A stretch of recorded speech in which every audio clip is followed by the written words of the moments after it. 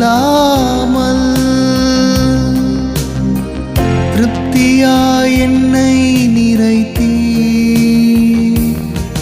நீர் உண்மை உள்ளவர், நன்மை செய்பவர், கடைசி வரை கைவிடாமல் நடத்தி செல்பவர்.